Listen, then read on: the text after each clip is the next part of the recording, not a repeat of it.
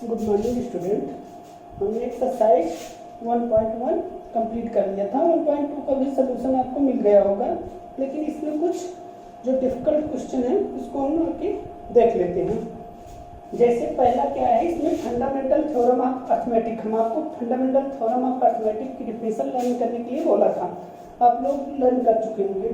जैसे क्या है फंडामेंटल थ्योरम ऑफ अर्थमेटिक, इसमें कह रहे हैं every composite number can be expressed as a product of prime and this factorization is unique apart from the order in which the prime factors occur। ये हम जो फंडामेंटल थ्योरम हमारा है, हम इसको समझा देते हैं आपको क्या कह रहा है।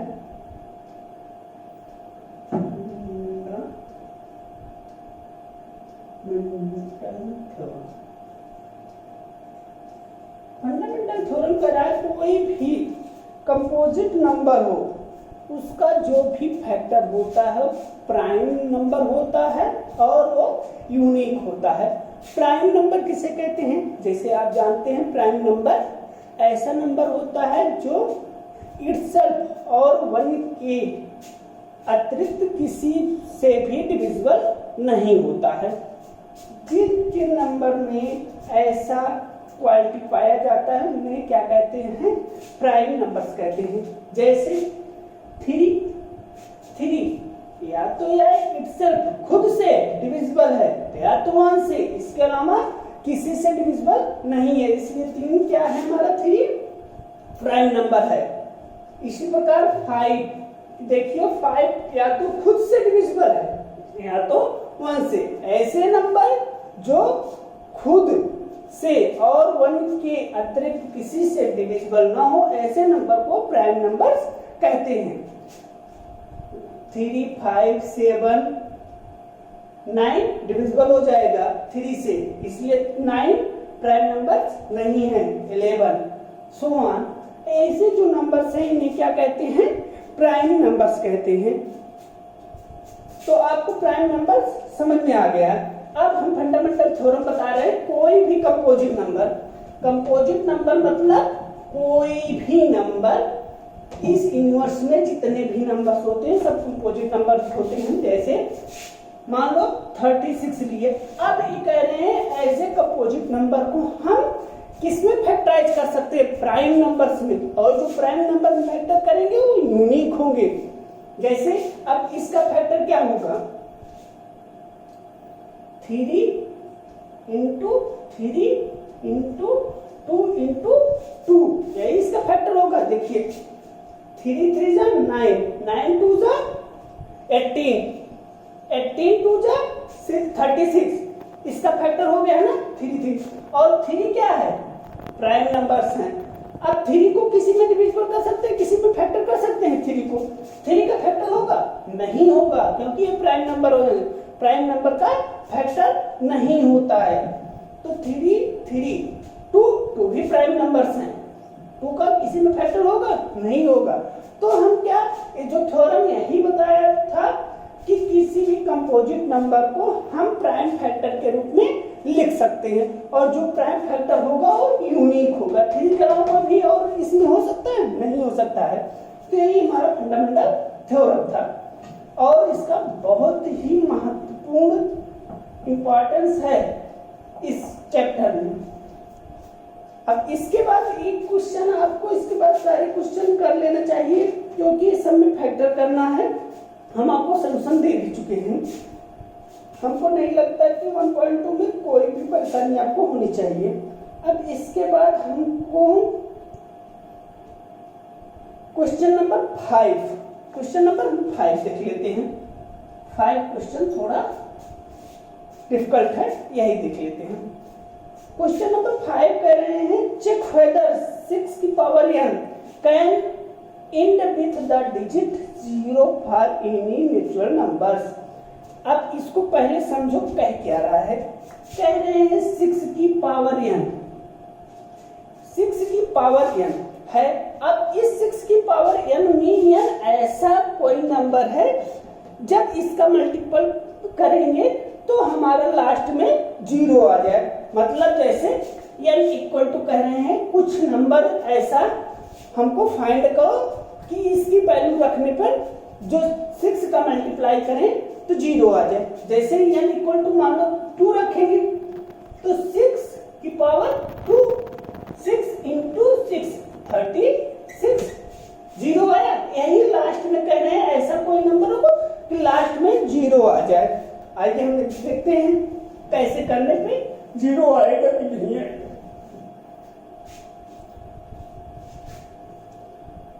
अब क्वेश्चन नंबर 5 में क्या है, पहले तो हम क्या करते हैं जो हम जानते हैं। पहले 6 दिया गया है 6 की पावर n, तो हमारा क्या है 6 को हम क्या फैक्टर कर लेते हैं। 6 का फैक्टर क्या होगा 2 इंटू 3, इसका फैक्टर होगा, एक प्राइम फैक्टर होता है इसका प्राइम फैक्टराइजेशन, यही इसका प्राइम फैक्टराइजेशन होगा 6 का 2 इंटू 3, क्योंकि 2 भी प्राइम नंबर है 3 भी प्राइम नंबर है। 2 और 3 के रूप में हम इसको फैक्टराइज कर लेते हैं पार्ट में। अब इसके बाद इंप्लाइज दैट 6 पावर क्या दी गई है n, तो हम क्या करते हैं 2 इंटू 3 की पावर क्या हो जाएगा n। इट मीन्स दैट 2 की पावर n इंटू 3 की पावर n, यही तो दिया गया है। अब इसके बाद 6 की पावर n का फैक्टर क्या होगा 2 की पावर n एंड 3 की पावर n हो गया। लिख लीजिए प्राइम फैक्टर ऑफ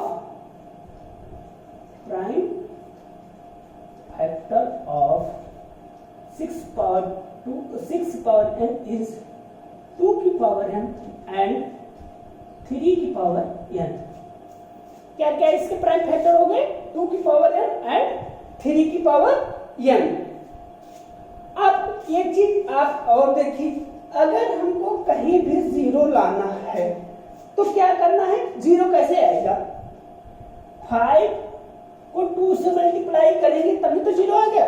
5 2 जा 10, मतलब किसी में भी अगर 5 का मल्टीप्लाई करेंगे तभी हमारा 0 लास्ट में आएगा। मान लो आप कहते हैं 5 इंटू 6, इस 6 में भी क्या है इसके फैक्टर 6 के 3 और 2, मतलब 2 और 5 के फैक्टर होने चाहिए लास्ट में 0 लाने के लिए।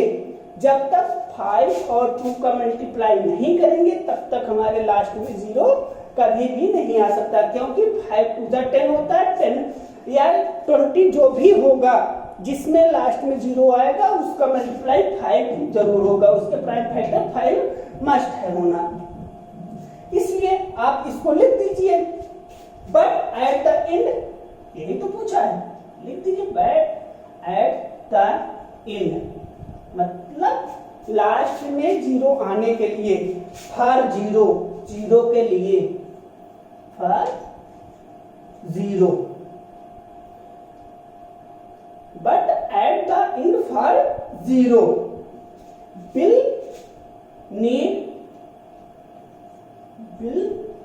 need किसकी नीड है हमें, प्राइम फैक्टर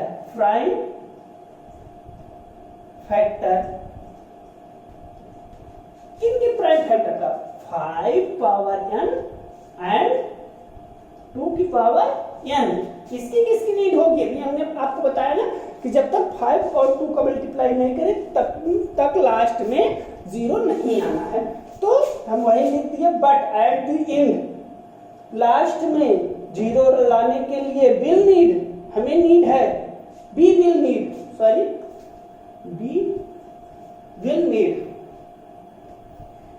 नीड, हमें आवश्यकता है किसकी, प्राइम फैक्टर 5 की पावर n एंड 2 की पावर n। 5 की पावर 2 और n की पावर 2 की पावर n का फैक्टर ही हमको क्या कर लास्ट में 0 दे सकता है, बिकॉज क्योंकि 5 पावर n इंटू 2 की पावर n ही क्या होता है 10 की power n।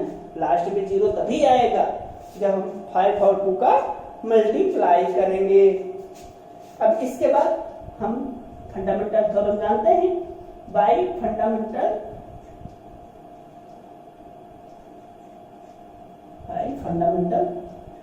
Theorem of arithmetic,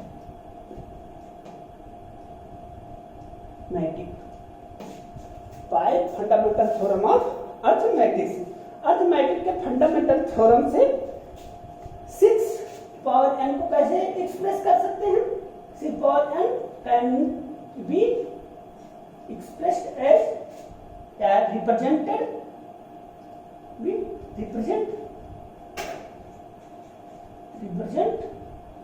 as its prime factor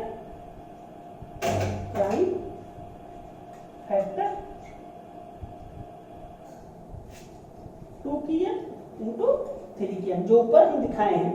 क्या क्या दिखाए हैं? 2 की n और 3 की n। ये तो हम ऊपर दिखाए क्या प्राइम फैक्टर है? 2 की n 3 की n। यही हमें लैंग्वेज में लिख देना चाहिए। अब इतना तो है, लेकिन हमारा 6 पावर n में 2 की n और 3 की n है, लेकिन हमें नीड किसकी है? 5 की n। तो इसमें 5 की n है नहीं, तो हमारा 5 की n है नहीं, तो 0 आएगा नहीं, तो लिख दो सेम, वही लिख दो, कोई दिक्कत नहीं। इन विच इसमें नहीं है, इन विच 5 डज नॉट, 5 नहीं है, 5 डज नॉट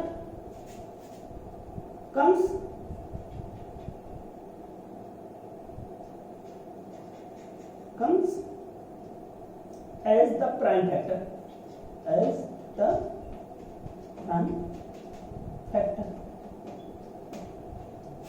इसमें 5 नहीं आ रहा है फैक्टर में। It means that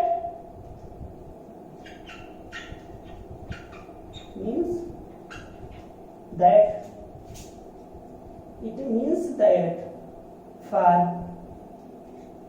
any n we cannot get 0 at the end। अगर 5 नहीं आता है तो हम लास्ट में 0 नहीं प्राप्त कर सकते, यही दिखाना था। तो हमारे पास है नहीं तो 0 मिलेगा नहीं, यही हमारा क्वेश्चन सॉल्व हो गया। अब इसके बाद हमको क्या पढ़ना है? Rational irrational number. √2 √5 को इरेशनल प्रूफ करना है, जो कि हम √2 को आपको बताएंगे, उसके बाद सेम टू सेम आपको सोल्यूशन दे देंगे, आपको खुद करना होगा। Thank you.